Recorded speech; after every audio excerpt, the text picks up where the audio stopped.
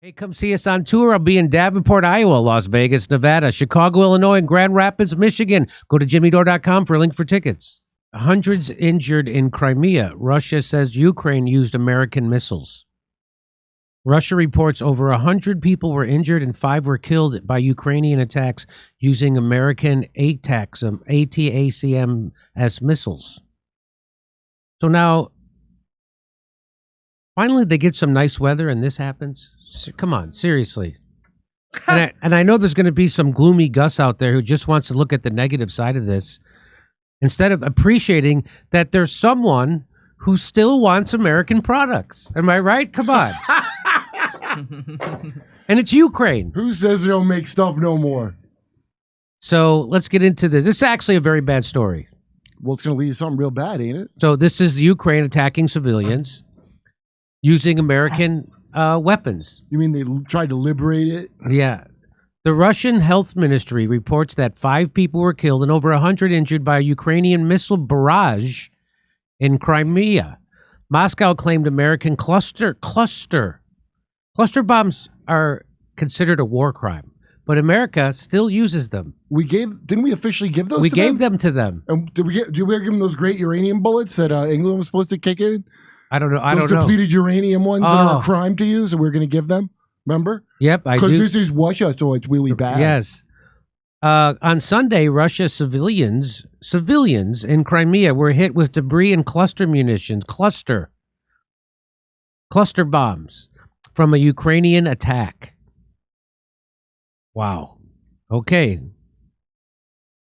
According to the latest reports, as a result of the shelling attack on Sevastopol by Ukrainian nationalists, 124 people, including 27 children, received wounds or injuries. It appears this attack was on people sunning and swimming at the beach. Is this to provoke a larger war to make it much worse so that we can't get out of it no matter what? Is that what this is? Yes. Oh, okay. But don't you know they had to bomb the beach because that's where all the terrorists train, Kurt. It's down the beach using special landing craft shaped like boogie boards. Jesus. That's America's now. So we're now playing. Hey, Dresden, man, you got a Dresden, right? Yeah, you got a Dresden. The Russian news agency TASS reported that 5 American-made missiles with cluster munitions were used in the attack.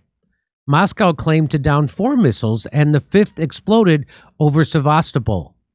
The Russian Defense Ministry said the U.S. was responsible for the attack because of its role in helping Ukraine fire the frickin' missiles. It is.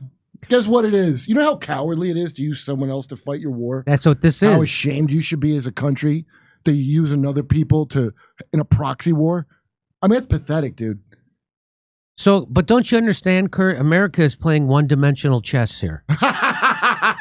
Because if you want to get the world to take your side in a conflict, you always attack people catching sun at the beach. Yeah. That'll get the world on your side.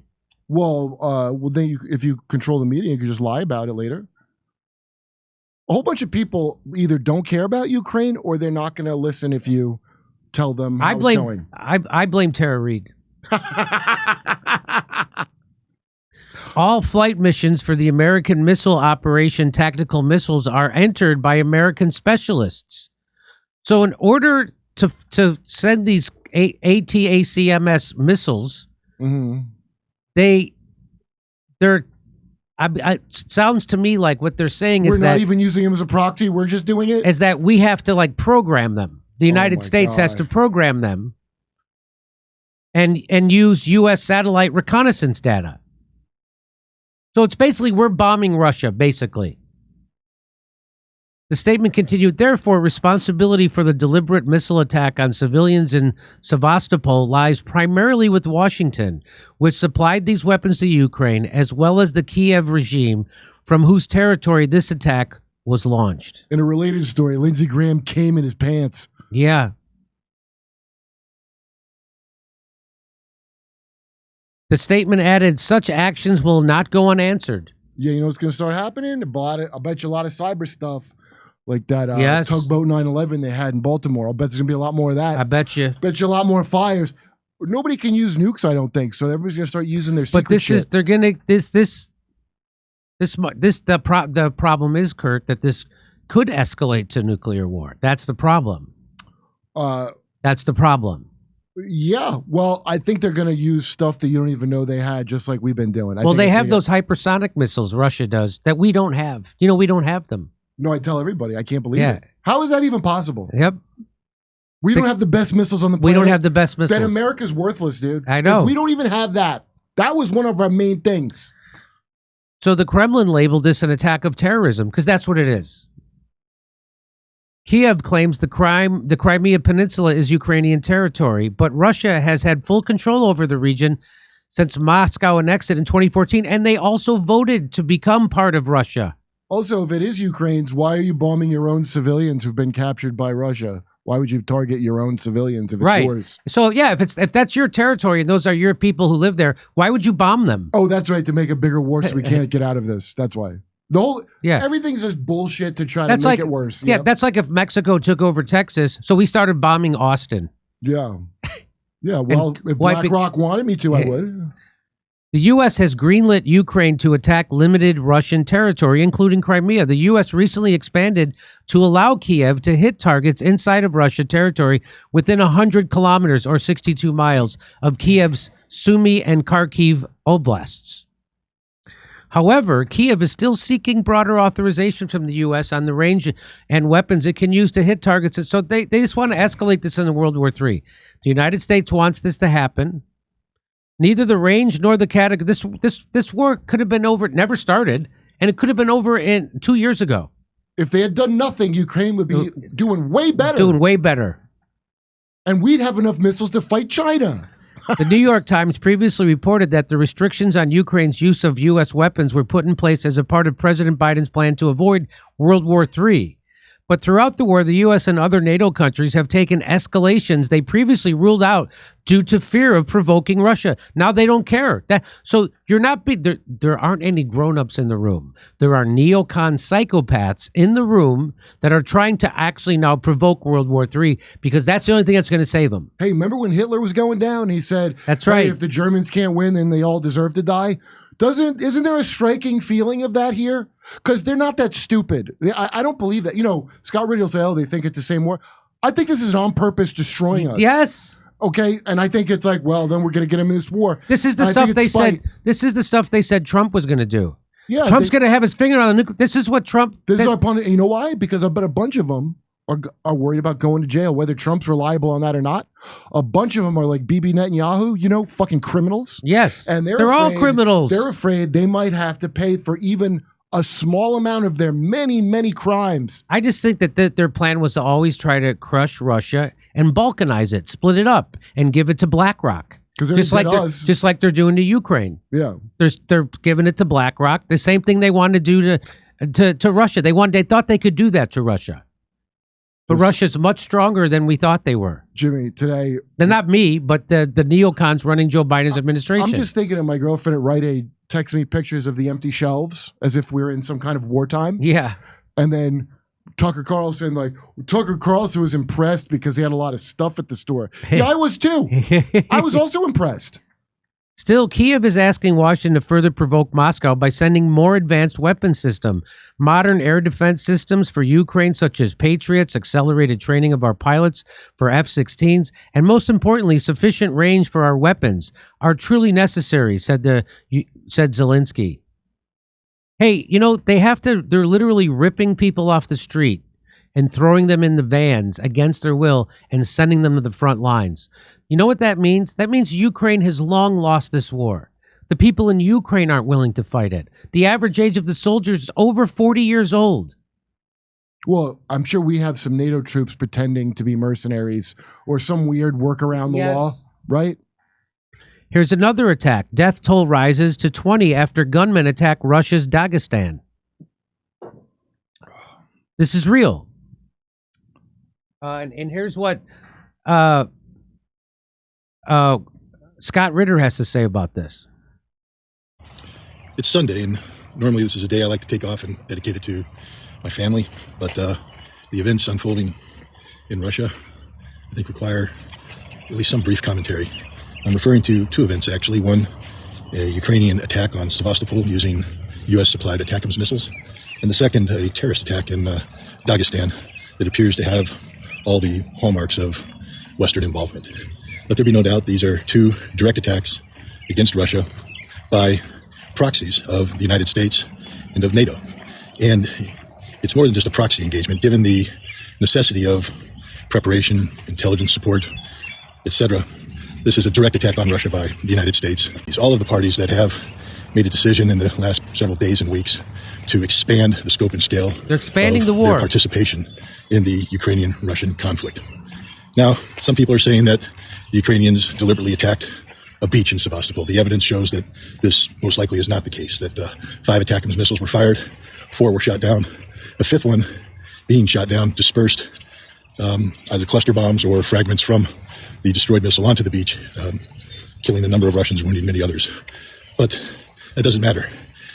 The Ukrainians made a decision to use ATACMS missiles equipped with cluster munitions against a city, a civilian city.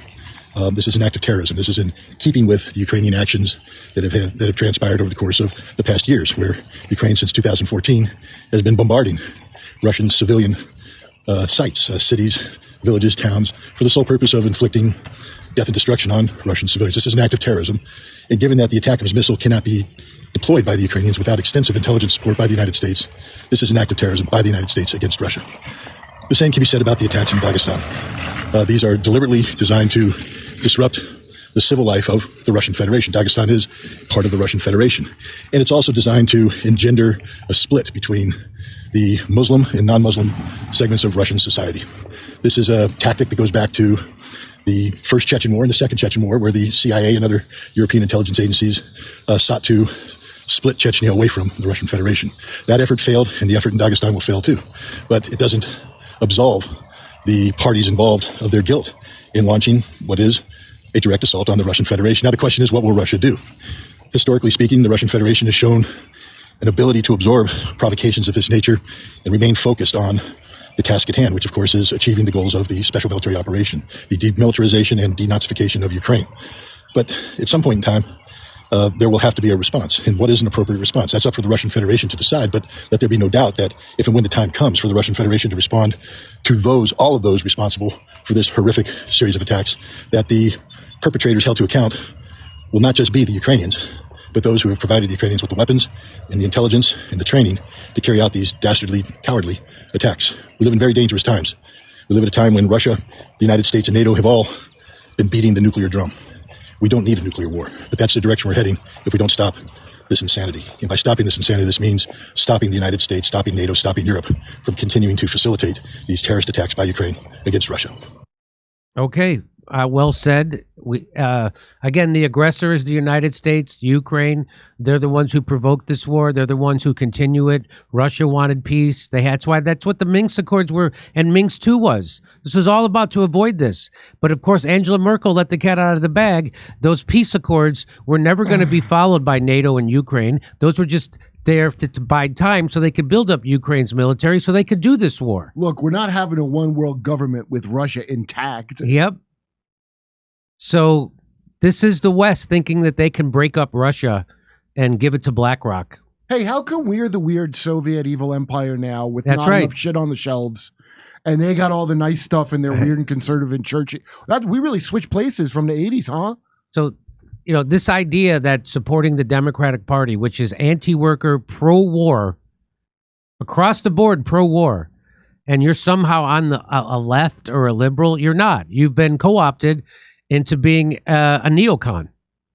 You're supporting neocons with a gay pride flag. Stop being compartmentalized. That's too. Oh, that's not above my pay grade. What Hillary does with APAL. Yeah, I just know Jamal. Well, how do you know anything about Jamal Bowman? This is nothing. Like what? What are you talking right? about? Why I are know. you here? I know. Why are you even pretending? Is this all your hope in life? A small regret is slouching in the dentist chair and wishing I would have brushed and flossed a little more.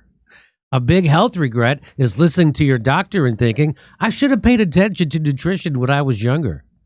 Better health today is when it matters most. Field of Greens, that's right. If you take Field of Greens, you're going to get better health because Field of Greens is unlike any fruit and vegetable or green product. Field of Greens isn't watered down extracts. Field of Greens is an organic superfood. It's whole fruits and vegetables. Each fruit and vegetable was selected by doctors to support vital bodily functions like heart, liver, kidneys, metabolism, and your immune system.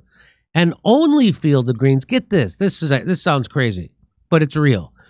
Field of Greens is backed by a better health promise at your next checkup. If your doctor doesn't notice your health improved, you get your money back. And that's you can't have a better guarantee than that. So don't look back and say, I should have paid attention to nutrition when I was younger. Field of Greens is a key to better health today and when it matters most. Let's get you started with 15% off. How about that? And free shipping. Look at that. 15% off, free shipping. Visit fieldofgreens.com and use the promo code Jimmy. That's right. That's promo code Jimmy at fieldofgreens.com. Hey, come see us on tour. I'll be in Davenport, Iowa, Las Vegas, Nevada, Chicago, Illinois, and Grand Rapids, Michigan. Go to jimmydore.com for a link for tickets.